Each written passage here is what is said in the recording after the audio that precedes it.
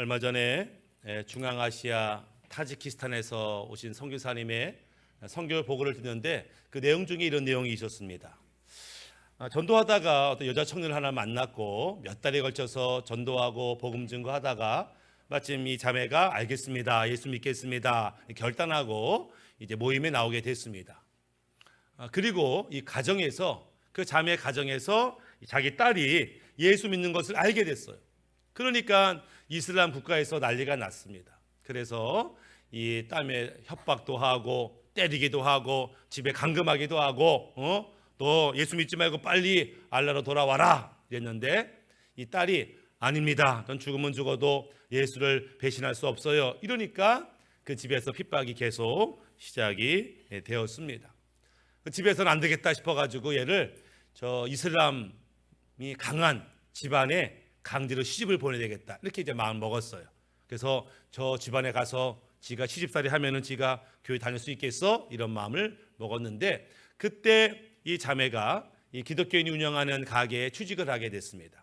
그리고 이제 월급을 받아서 그 월급을 엄마한테 갖다 준 거예요. 이 타지키스탄은 이 중앙아시아에서도 가장 못 사는 나라입니다. 평상시 월급이 10만 원에서 15만 원 사이예요. 그러니까 일자리도 없고 돈 벌 기회가 많지 않아. 그런데 이 집안에 지금 문제거리였던 이 딸이 갑자기 월급을 들고 온 거예요. 자기가 일했다고 하면서 월급을 주는데 뭐야? 이제 엄마가 약간 이 월급 받아보고 당황을 했습니다. 그리고 이 딸이 내가 얼마를 버는데 그 월급이 얼마냐면은 보통 한 40대 남자들이 버는 정도의 금액을 갖고 왔다는 거예요. 이 딸이 생각지도 않은 월급을 바로 왔으니까 그래? 일하는 데가 기독교인 사장님 통해서 일한다고 하니까 그때부터 엄마가 교회 가지 말라는 말이 쑥 들어갔더라라고 하는 거예요. 또 매달 월급을 이제 가져오니까 이제 지금 강제로 시집 보내는 것도 쑥 들어갔다라고 하는 거예요. 그 얘기를 들으면서 야 그렇게 저 자매가 또 저렇게 취직을 해가지고 또 가정 가운데서도 신앙을 잘 지킬 수 있게 됐구나 다행이다 이러고 있는데 옆에 앉았던 목사님이 딱 하는 말이 있어요. 알라보다는 달러가 세네. 이제 이런 말을 한 거예요. 이슬람 사회지만 돈 갖다 주니까 그래 뭐 신앙은 뭐 자유지 이러면서 이제 내버려 두는 알라보다도 달러가 세다라는 말을 듣습니다. 돈에 힘이 있죠. 돈만 있으면 뭐 못할 게 뭐가 있어. 돈만 있으면 행복하지. 돈만 있으면 여기도 천국이지. 이런 생각을 우리가 하게도 됩니다. EBS 교육방송에 돈의 얼굴이라고 하는 다큐멘터리를 한 적이 있었는데 그 일부가 뭐냐면은 돈을 믿습니까? 이런 제목이에요. 돈을 믿습니까? 이게 타이틀인데 첫 장면이 뭐냐면 레바논이라는 나라에서 데모가 일어났어요. 막 데모가 일어났는데 이 프랜카드에 글씨가 써 있을 거 아니에요? 그 글씨가 뭐라고 썼냐면 내 돈 내놔. 이제 데모하는데 이 프랜카드에 내 돈 내놔 이게 데모입니다. 알고 봤더니 이 사람들이 이제 은행에 저금을 했는데 경제가 나라가 어려워지니까는 돈이 인출이 안 되는 거예요. 아니 내가 평생에 모은 돈이 저기 은행에 있어요. 내가 필요해서 돈을 쓰겠다고 하는데 인출이 안 된다니 국가에서 아무도 돈 못 찾아간다.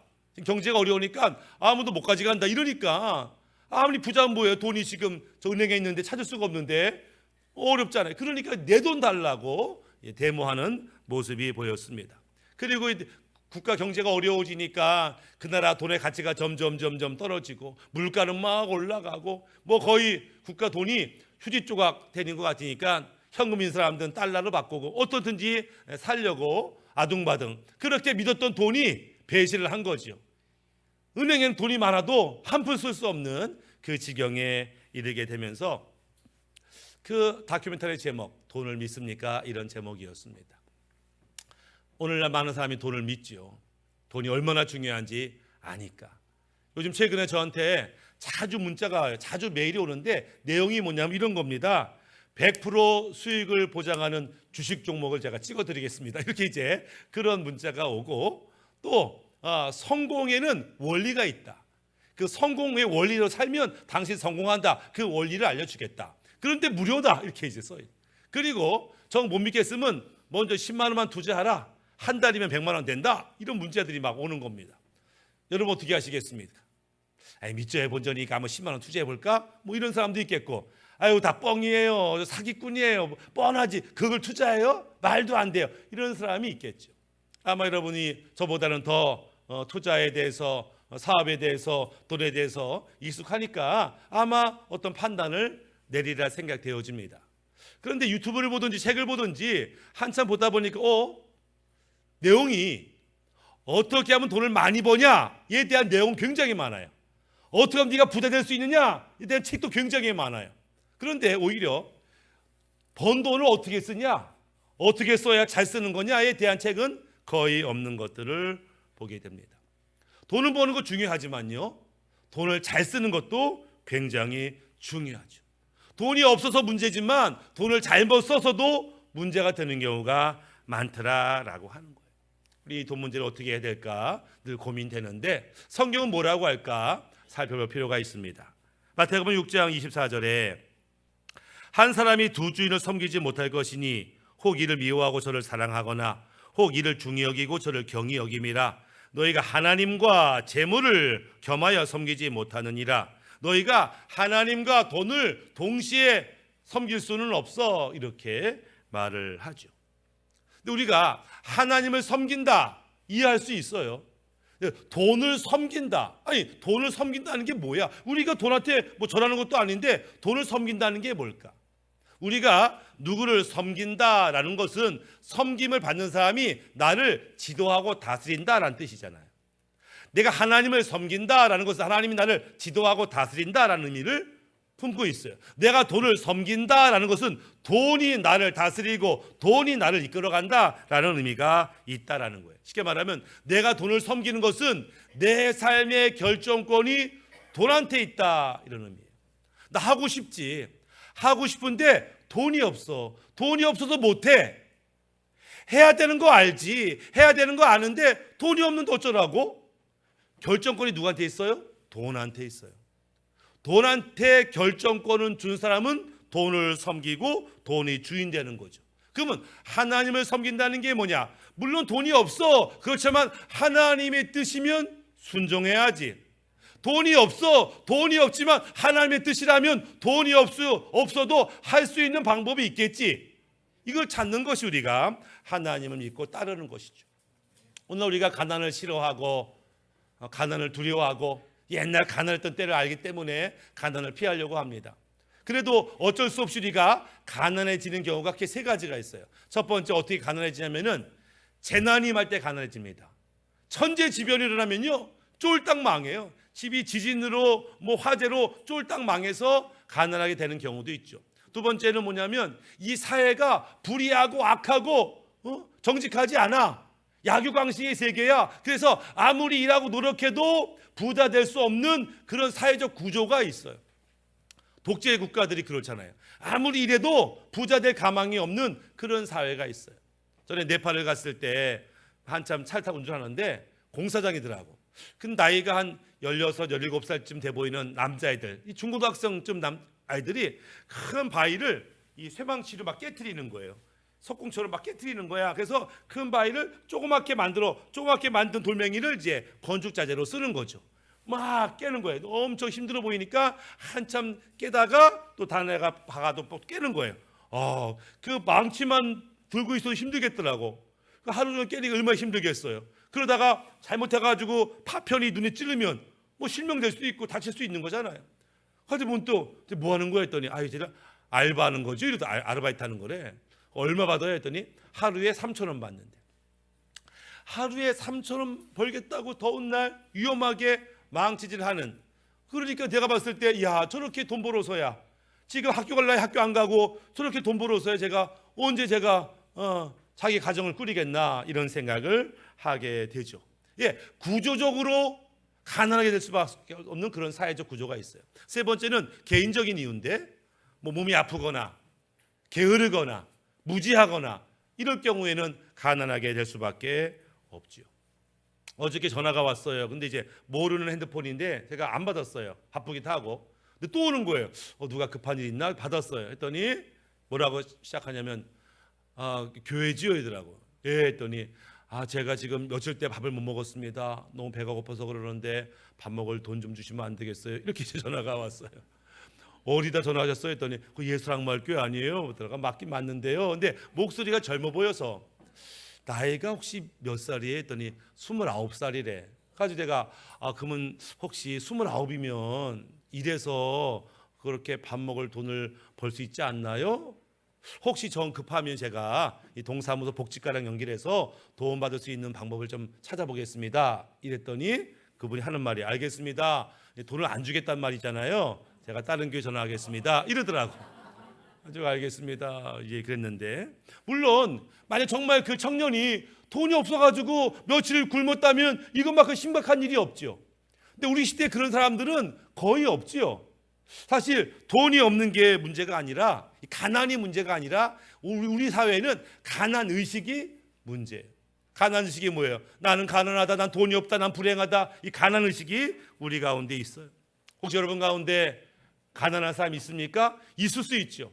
가난해서 아이들 학원비도 내지 못하고, 가난해서 자동차도 하지 못하고, 가난해서 휴가 갈 때 휴가도 못 가고, 가난해서 외식도 하지 못하는 그런 가난이 있어요. 그런데 그게 정말 가난한 걸까? 한번 생각해 볼 필요가 있습니다. 성경에 가난이란 단어가 등장하죠.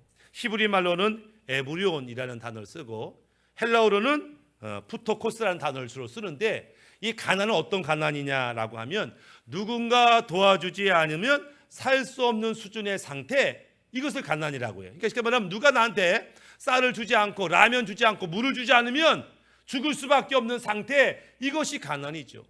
그렇다면 우리는 그렇게 가난한 사람은 없죠. 절대적 빈곤은 없어요. 우리는 상대적 가난이 있습니다. 한우 고기 먹고 싶은데 돈이 없어가지고 삼겹살을 먹을 수 있겠죠. 우리가 나도 벤츠 타고 싶은데 돈이 없어가지고 소형차 타기는 하죠. 우리 자식 유학 보내고 싶은데 돈이 없어가지고 일반 학교 보낼 수는 있습니다. 명품 가방을 좀 메고 싶은데 돈이 없어서 시장표 가방을 멜 수는 있죠. 이 정도의 가난, 절대 빈곤이라기보다는 상대적 빈곤이죠. 그럼에도 불구하고 우리 안에는 가난 의식이 있어가지고 나는 가난해, 난 불행해, 나는 가여워, 이런 생각들이 가득하다. 어떻게 보면은 우리는 가난하지 않아요.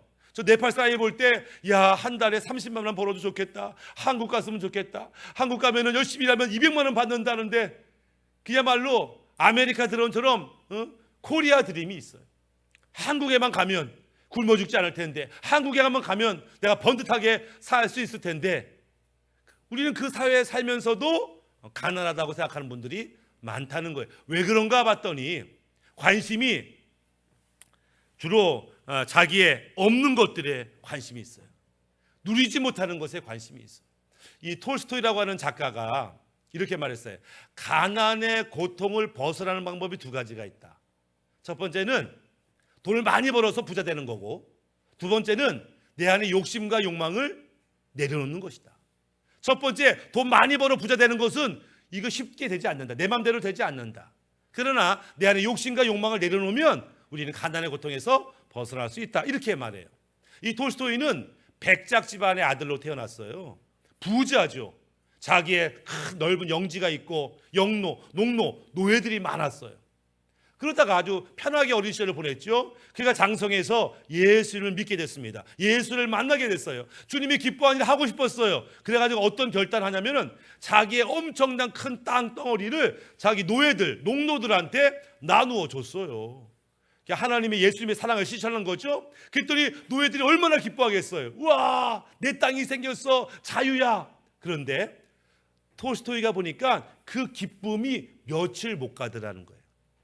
여전히 원망, 불평, 짜증이 가득해. 그 모습을 보면서 이 가난은 소유의 문제가 아니고 마음가짐의 문제구나, 이렇게 이제 생각을 했더라라고 하는 거예요. 왜 우리는 가난의식에 살고 있는가? 그것은 우리가 욕심, 욕망에 집중하고 있기 때문에 그래요. 쉽게 말하면 나 더 많이 갖고 싶어, 더 부자 되고 싶어, 더 누리고 싶어, 그 누리지 못해, 그러니 나는 가난해 라고 생각하는 거예요. 두 번째는 비교하기 때문에 가난의식이 있어요. 쟤는 있는데 나는 없네, 쟤는 가졌는데 나는 없네, 나는 가난하네, 이 가난의식이 있어요. 또 사탄이 우리 안에 가난의식, 넌 가난해, 넌 불쌍해, 넌 아무것도 없어, 아무것도 못해, 이런 의식을 집어넣기 때문에 우리 안에 가난의식이 있다라고 하는 거예요.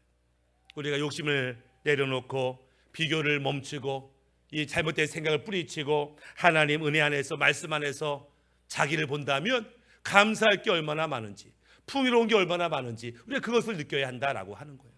그럼 성경은 뭐라고 가르치는가? 성경은 이 돈이 은사와 관련이 있다. 이 풍요로움이, 부요함이 사명과 관련이 있다. 이렇게 말해요. 신명기 8장 18절에 내 하나님 여호와를 기억하라. 그가 내게 재물 얻을 능을 주셨습니다. 하나님께서 야 너 돈 많이 벌었어? 하나님께서 돈을 많이 버는 은사와 능력을 주셨다라는 거예요. 근데 은사가 뭐냐? 은사는 나를 위해 쓰는 게 아니에요. 내가 치유의 은사가 있다. 물론 내 병도 고치겠지만 다른 사람들 병을 고치는 거예요. 예언의 은사가 있다. 물론 나의 앞날도 알 수 있겠지만 다른 사람들을 위해서 예언해 주는 거죠. 그러니까 은사라는 것은 그 목적이 나를 위해 준 게 아니고 다른 사람 교회를 위해서 준 거예요. 그런데 돈 버는 은사가 하나님이 주셨다. 너희가 그래서 돈이 많고 부유하게 되고 부자가 됐다라는 것은 하나님의 뜻이 너한테 있다. 그 부유함은 너만을 위해 쓰는 것이 아니라 다른 사람들, 다른 이웃들, 하나님 나라를 위해서 사용해야 한다라는 것이 포함되어 있다라는 거예요. 제가 예전에 러시아 선교사로 떠나기 전에 얼마 있으면 이제 러시아 선교 떠나는 거예요. 그때 이제 제가 잘 아는 선배 목사님을 이제 만나야 되겠다. 그 선배 목사님은 은사 능력이 많아가지고 여러 교회 부흥회를 많이 인도했는데 그때도 어느 교회 부흥회를 인도하고 있었어요. 저 목사님 만나 뵈러 가야 되겠다 하고 부흥회 끝나는 날 제가 찾아갔어요. 찾아가서 인사하고 같이 밥을 먹는데 저한테 봉투 하나 딱 주는 거예요. 뭔가 봤더니 이번 4일 동안 부흥회 인도하며 받은 사례비다 이러면서 저한테 주시는 거예요. 그래서 아니 왜 이걸 절 주세요? 이랬더니 부흥회를 마치고 교회를 나오는데 그 교회 담임 목사님이 목사님 수고하셨습니다 라고 사례비를 주더래. 사례비 감사합니다. 사례비 딱 받는 순간 성령님께서 이건 네 돈이 아니다 이렇게 말씀하시더래요. 받는 순간 이건 네 돈이 아니다. 이 감동이 딱 왔대. 그러면요 누구 건데 했더니 오늘 너를 찾아오는 목사가 있을 것이다. 그가 내가 원하는 일을 하기 때문에 그에게 건네줘라 이렇게 말씀하시더래. 그걸 받아놓고 있는데 내가 찾아온 거예요. 근데 냈다 네 거다 하고 저 준 거죠. 봤더니 엄청 큰 금액이 있었어요. 그때 제가 그 금액을 받으면서 이런 생각을 했습니다. 야, 내가 열심히 해서 벌었다고 다 내 돈이 아니네? 이런 생각을 했어요. 아니 그 목사님 열심히 설교하고 부흥회 인도해서 받은 거잖아요. 그분 거 같은데 그분 게 아니라는 거예요. 저도 마찬가지죠. 그래서 저도 그때 배워가지고 저도 부흥회를 인도하거나 목돈이 생기면 묻습니다. 주님이 내 건가요? 이렇게 물어봐요. 내 건가요? 내 건가요? 아니라고 할 때가 있어요. 네 거 아니야. 그래요? 그럼 누구한테 이걸 보내야 되는데요? 주님이 깨닫게 하시고 사람을 기억나게 하시죠. 그때 이제 흘려 보내는 것들을 보게 됩니다. 그러면서 하나님이 주신 이 재물의 복 가운데는 당연히 날 위해 쓸 예물도 있지만 어떤 것들은 이웃을 위해서, 어떤 것은 하나님 나를 위해서 쓸 것이 따로 있구나를 보게 됩니다. 그래서 우리가 물질을 가졌을 때 하나님의 감동받고 이것을 흘려보내는 통로자가 될 때가 있어요. 내 거지만 저분을 위해서 사용해야 되겠다. 일종의 하나님의 축복의 전달자, 축복의 통로자가 되는 거예요. 근데 이런 일이 많아지면 많아질수록 어떤 일이 벌어지냐면은 이 축복의 통로가 점점 커져요. 점점 넓어져요. 처음에는 그냥 한두 푼 도와주는 걸로 끝났는데 나중에는 엄청난 많은 사람들을 엄청난 크게 도와주는 역할을 감당하게 되다. 그 단지 다른 사람만 좋게 하는 인생이 아니라 그렇게 내가 축복의 통로자로 썼을 때 다른 의미에서는 내가 나의 축복을 위해서 씨앗을 심는 것과 같아요. 내가 정말 물질이 필요할 때 하나님이 이 심은 씨앗들로 인해서 나에게 풍족함을 또 허락하시는 것을 경험하게 됩니다. 단지 11조만 하나님의 것이 아니에요. 11조 말고도 우리 물질 가운데는 하나님이 쓰고자 하는 어떤 계획이 있을 수 있다. 이것을 이해할 필요가 있다라고 하는 거예요. 그렇지만 교회 가운데서도 나의 부요함이 내가 부자 된 것이 은사임을 알지 못하는 사람들이 당연히 있지요. 야고보서 2장 6절에 너희는 도리어 가난한 자를 괄시하는도다. 부자는 너희를 압제하며 법정으로 끌고 가지 아니하느냐. 이 부자, 돈이 많이 있으면 이것을 자기의 힘이라고 생각해요. 권력이라고 생각해요. 나 돈 많아. 못할 게 없지. 그러면서 가난한 사람들을 무시하고 괄시하고 억압하는 일이 벌어지더라. 나는 니들과 달라 자기를 구별되며 자기를 교만하게 여기기 시작하더라. 심지어 자식들한테 야 인마 너 가난한 애들랑 놀지 마라 이러면서 특권의식을 갖게 되더라. 그러면서 가난한 사람들을 함부로 하는 그런 잘못들을 저지르게 되고, 자기가 잘못했음에도 불구하고 가난한 사람을 고소해요. 법정에 끌고 가요. 그 법으로 자기가 옳았다, 자기가 잘했다 라고 하는 정당성을 확보하기도 합니다. 그러면서 야 누가 뭐 가난하게 태어나래? 야 돈 없으면 뭐 어쩔 수 없지 뭐. 유전무죄 무전유죄의 그런 현상들이 나타나는 것들을 보게 됩니다. 이것이 교회 안에도 발생했다라고 하는 거예요. 야고보서 2장 7절에 그들은 너희에게 대하여 일컫는 바 그 아름다운 이름을 비방하지 아니하느냐. 그 부자들이 너희의 그 아름다운 이름을 조롱하고 비방하지 않아. 그 아름다운 이름이 뭐예요? 구원받은 성도의 이름, 구원받은 성도가 받은 직분들을 부자가 우습게 여겼다라는 거예요. 초대교회 가운데 전도했더니 누가 찾아왔냐면 노예들이 왔어요. 노예들이 왔는데 예수 믿으면 영생을 얻는다고 하고 예수 믿으면 참된 기쁨이 있다고 하고 그러니까 노예들이 아멘하고 예수 믿게 됐어요. 열심히 신앙생활하고 성령 충만함을 받게 됐습니다. 근데 교회에 뭐 노예들만 오나요? 부자들도 오고 귀족들도 오죠. 막 은혜 받고 보니까 우리 교회 안에 우리 집 노예가 있네, 우리 집 하인이 있네. 근데 교회 가면 한 형제래. 한 형제, 영적인 가족이라는 거야. 집에 들어가면 주인과 노예인데 교회 오면 형제가 돼버리네. 참았어요. 뭐 그럴 수 있지. 근데 문제는 이 노예가 열심히 신앙사니까 지도자가 되는 거예요. 직분을 얻는 거예요. 집사님, 장로님 막 되는 거예요. 그러면서 이 자기 주인을 막 가르치려고 하니까 화가 나는 거지. 야, 교인이 다 같은 교인인 줄 아냐? 응? 저놈이 저렇게 복 받았으면, 한 은혜 받았으면 저게 가난할 수가 있냐? 가난하고 배우지 못한 저놈이 어떻게 리더가 될 수 있느냐? 막 그러면서 무시하는 일들이 교회 안에 벌어지더라. 하나님의 은사임을 알지 못하는 부자들이 결국 죄를 지고 실수하는 모습들을 보게 되죠. 성경을 보면 하나님이 부자라고 좋아하고 가난하다고 미워하는 모습이 없어요. 하나님은 부자나 가난하나 똑같이 대우하시죠. 왜냐하면 하나님에게 그 부자나 가난한가 아무것도 아니거든. 있는 것도 아니지. 하나님은 얼마나 부자예요. 하나님 볼 때는 부자나 가난한 사람은 똑같아. 주님은 그가 얼마나 많이 소유했냐에 관심이 없어요. 주님은 그 사람의 영혼 상태가 어떠냐에 관심이 있지. 얼마 돈을 많이 버냐에 관심이 있는 게 아니고, 그래서 그 물질을 어떻게 사용하느냐에 사실 주님은 관심이 더 있는 것들을 보게 됩니다. 그래서 그 물질을 잘못 사용하는 부자들을 책망하기도 하죠. 누가복음 12장 20절에 하나님은 이르시되 어리석은 자여 오늘 밤에 내 영혼을 도저 찾으리니 그러면 내 준비한 것이 누구의 것이 되겠느냐 하셨으니 자기를 위하여 재물을 쌓아두고 하나님께 대하여 부유하지 못한 자가 이와 같으니라. 예, 부자인데 주님한테 책망을 받아요. 왜? 잘못 사용하고 있거든. 반면에 가난하지만 칭찬받는 사람도 있어요. 고린도후서 6장 10절에 근심하는 자 같으나 항상 기뻐하고 가난한 자 같으나 많은 사람을 부유하게 하고 아무것도 없는 자 같으나 모든 것을 가진 자로다. 예, 주님은 많고 조금이 아니에요. 그 물질을, 자기 갖고 있는 물질을 어떻게 사용하냐, 어떻게 주의 인도받냐가 더 중요한 문제인 것들을 보게 되고, 심지어는 이 가난이 신앙생활에 유익이다 이런 말씀도 있어요. 심령이 가난한 자는 천국을 소유하게 될 것이라고 하는 말씀도 있죠. 가난하기 때문에 우리가 하나님의 은혜로 구원을 받고 믿음을 갖게 됩니다. 근데 이 믿음이 잘 안 자라요. 근데 이 가난한 사람은 갈급함이 있어요. 간절함이 있어요. 가난 때문에 주님을 더 찾아요. 그러면서 믿음이 점점 커지는 거죠. 가난했기 때문에 믿음의 진보가 더 빠른 사람이 있어요. 거꾸로 부자이기 때문에 별로 기도하지 않아. 왜? 다 있거든. 부자이기 때문에 하나님께 매달리지 않아. 왜? 돈으로 해결하거든. 신명기 31장 20절에 내가 그들의 조상들에게 맹세한 바 젖과 꿀이 흐르는 땅으로 그들을 인도하여 드린 후에 그들이 먹어 배부르고 살찌면 돌이켜 다른 신들을 섬기며 나를 멸시하여 내 언약을 어기리니.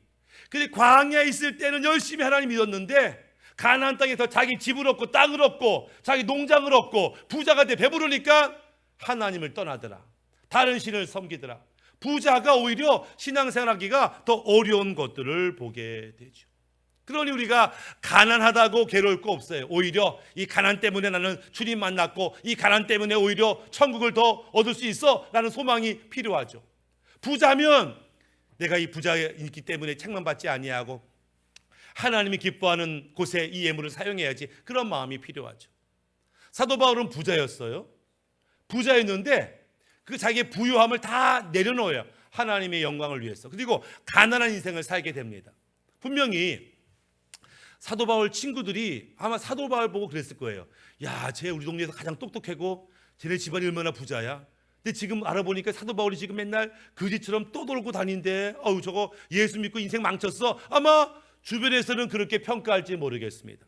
그러나 사도 바울은 자기가 가난하게 된 게 아무 문제가 아니에요.